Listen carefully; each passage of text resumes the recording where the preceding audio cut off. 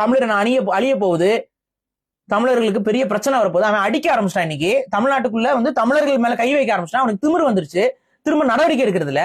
போலீஸ்காரங்க அடிக்கிறான், பெண்கள் மேல குழந்தைகள் மேல போலீஸ் அடிக்கிறாங்க. இதுக்கு மேல என்னங்க வேணும் உங்களுக்கு? அவன் எல்லாம் ஒண்ணு சேர்ந்துட்டு தமிழ்நாட்டு காவல்துறை அடிக்கிறான். இங்க நம்ம ஆளுங்க வந்து தமிழ் எவனா மாட்டினானா அவனை லாக்கப்ல வச்சு கொல்றது மட்டும் என்னன்னு யோசிப்பீங்க.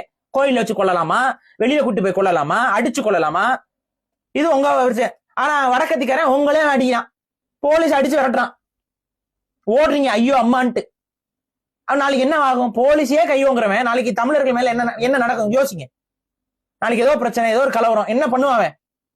வீடு விடா வந்து அடிச்சானா என்ன பண்ணுவீங்க? உங்க வீடு விடா பூந்து உங்க வீட்டு பிள்ளைகளை கைப்பிடிச்சிட்டு தானே என்ன பண்ணுவ? இன்னர் லைன் பர்மிட் கொண்டு வா, இன்னர் லைன் பர்மிட் கொண்டு வான்னு எவ்வளவு சொல்லிட்டு இருக்கோம். காதுல வாங்குறாங்க, வாய் திறக்கிறாங்களான்னு பாருங்க, வாய் திறக்கிறாங்களான்னு பாருங்க. நாளைக்கு இந்த அழிவை நோக்கி நம்ம நகர போகிறோம். இதுதான் விஷயம். எத்தனை படம் வந்தாலும் அதை பயன்படுத்தி நம்ம பேசிதான்